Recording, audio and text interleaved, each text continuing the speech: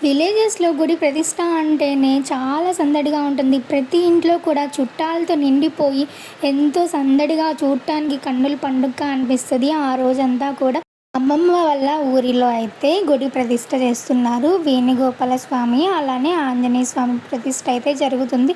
నేను ఇంతకుముందు పెట్టిన వీడియోస్‌లో శివుడి గుడి ప్రతిష్ట జరిగిన వీడియో అయితే ఉంది. దాని పక్కనే ఈ టెంపుల్ అయితే ప్రారంభించారు. ఇలా ధ్వజస్తంభంలో ఎందుకు ఈ నవధాన్యాలు ఇవన్నీ వేస్తారో మీకు ఐడియా ఉందా? ఐడియా ఉంటే కామెంట్ బాక్స్‌లో కామెంట్ చేయండి. ఇలా ధ్వజస్తంభంలో నవధాన్యాలు అవన్నీ వేసి ఆ స్వామివారి దగ్గర దర్శనానికైతే వెళ్తున్నాము. ఎంత ఎండలో అయినా సరే ఎవ్వరూ తగ్గకుండా చాలా చక్కగా ఆ స్వామివారి దర్శనం అయితే జరిగింది. అండ్ అలానే భక్తులకి ఏ ఇబ్బంది కలగకుండా ఎక్కడికక్కడే చల్లటి మంచినీళ్ళు, మజ్జిగ కూడా ఇస్తూ ఉన్నారు. మా ఫ్యామిలీ అంతా కూడా చిన్న పిల్లలు ఎక్కువ ఉంటారు. వాళ్ళ సందడితో చాలా సంతోషంగా ఆ స్వామివారి దర్శనం అయితే చేసుకున్నాము. ఆ వేణుగోపాల స్వామి దర్శనం ముందుగా గోమాతకి చూపించి తర్వాత మాత్రమే ప్రజలందరికీ కూడా దర్శనం అయితే ఇస్తారు. చాలా చక్కగా ఉంది. మీరు కూడా దర్శనం చేసుకొని మనస్ఫూర్తిగా నమస్కరించుకోండి.